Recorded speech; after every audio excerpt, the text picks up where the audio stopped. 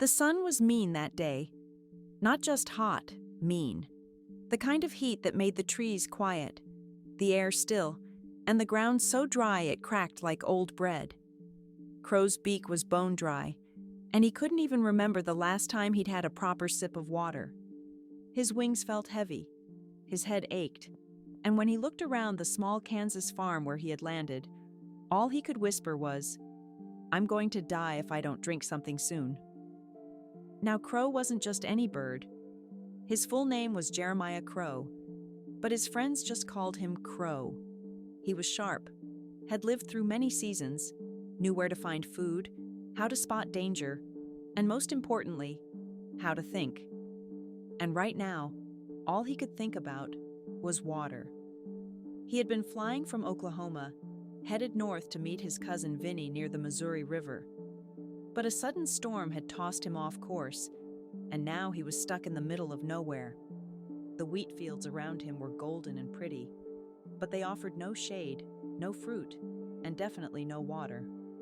Crow stumbled onto the old farm not looking for adventure, just survival. But adventure, it seemed, was looking for him. After flapping around aimlessly for what felt like hours, Crow landed on a weathered wooden fence post. Below, he spotted something shiny in the grass near an old barn. He hopped down to check it out. It was a glass jar. Not a big one, maybe the size of a coffee mug. But inside was a thin layer of water glimmering at the bottom. Crow's eyes widened. His beak opened in surprise. He leaned over the mouth of the jar to reach it, but the water was too far down. Way too far. His beak couldn't touch it. His tongue couldn't reach it. It was right there, just out of reach. He groaned. "I swear," he muttered, "if I die 1 inch away from water, I'll haunt this place." He pecked at the rim. He tipped the jar, but it was wedged into the dirt. It wouldn't budge. Crow sat beside it, feathers slumped. His thirst was worse now. He could see water and still not drink it. This was the worst kind of torture. But that's when something inside him lit up. A spark. Crow wasn't built to give up. Crow stood up, brushed the dust off his wings. He was always a little dramatic, and started thinking. He remembered something from a long time ago. Something from when he was just a young hatchling. "Ma used to say," Crow mumbled, "when the world won't bring the water up to your beak, you bring the water up yourself." He stared at the jar. Bring the water up. That's when the idea landed in his brain like a perfectly thrown pebble. "A pebble!" Crow shouted. "That's it." He knew how water worked. If you add pebbles to a jar, the water rises. He'd seen it in a kid's science class once, back when he used to hang around a school playground stealing snacks from lunchboxes. All he had to do was drop enough pebbles in to push the water up to where he could drink it. It was a simple plan, but simple doesn't mean easy. The first problem was obvious. No pebbles nearby. The farm was clean, the ground mostly dry dirt, and the driveway was full of dust, not rocks. But Crow flapped into action. He searched under the tractor. Nothing. He peeked inside the barn. Just hay and old boots. Then behind a chicken coop, he found a garden path made of tiny white stones. Jackpot.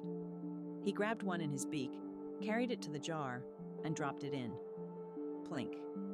He watched the water ripple. It moved up, a tiny bit. "Ha!" Crow cawed. "Science!" He grabbed another, then another. Plink, plink. Slowly the water climbed, but it was slow work. Each pebble raised the water just a sliver, and Crow was getting weaker. His wings ached. His head was spinning from thirst. Still, he didn't stop. While hauling his 12th pebble, Crow heard a squawk. He turned to see a hen staring at him from the fence. "You stealing our rocks?" she clucked. Crow froze. "Borrowing! I'm borrowing them!" "Well, don't borrow too many. We need those for pecking practice." "I'm trying not to die," Crow snapped. The hen stared, then flapped her wings and walked away, muttering, "Birds these days." Crow sighed and went back to work. By the time Crow had dropped in over 30 pebbles, the water had risen noticeably. His beak was close now, just a few more. Then it happened. Crack! A loud noise rang out across the yard. Crow flinched and dropped the pebble he was carrying. A boy had stepped out of the farmhouse with a slingshot. He aimed it right at Crow. "Hey!" the boy yelled. "Get away from that jar. That's my science project." Crow panicked. "Science? I'm living the science." The boy launched a pebble. It missed, but Crow took the hint. He flew up to a branch on a nearby tree and waited, heart pounding. The boy walked over, looked at the jar, scratched his head, and muttered, "Weird. I thought I filled it less than that." Then he turned and went back inside. Crow waited a while before flying back down. "People are so dramatic," he whispered. "Geez." Now Crow was tired. No, beyond tired. He could barely stand. But he had come so far. And the water, oh, it was right there. He could almost taste it. He dropped 3 more pebbles in. The water rose. He leaned over. One more. Just one. He grabbed a big one this time. Not heavy, but round and smooth. Perfect shape. He flew up, hovered over the jar, and dropped it. Plop. The water jumped.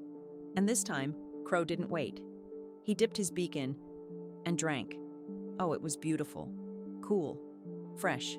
Wet. The taste of survival. He drank like he hadn't in days. Because he hadn't in days. When he finished, he fell back, wings splayed on the dirt, and stared up at the sky. "That," he said, "was the best sip of my life." Crow stayed on the farm another day, resting under a tree, watching clouds drift by. The hen dropped by and gave him a worm as a peace offering. He thanked her. Even the boy came out again, looked at the jar, shook his head, and muttered something about weird evaporation. Crow just winked from the tree. Eventually, he flew off, re-energized and ready to finish his trip. But he'd never forget that jar, or that moment of being so close to giving up, but choosing to think, to try, and to keep going. Later, his cousin Vinny asked why he was so late. Crow just said, "Got into a science experiment." And when other birds in the flock asked how he survived the heat wave, he told the story. At first they laughed. A jar? Pebbles? But then they understood. Sometimes, it's not about strength or speed. It's about ideas. It's about trying something, even when it feels silly or slow. And it's about not giving up when you're one pebble away from what you need. So if you're ever stuck, tired, and feel like giving up, remember the thirsty crow. He didn't fly off in search of a river. He didn't cry about the unfair heat. He looked at the jar, looked around him, and said, "Let me find a pebble." One by one, those pebbles saved his life.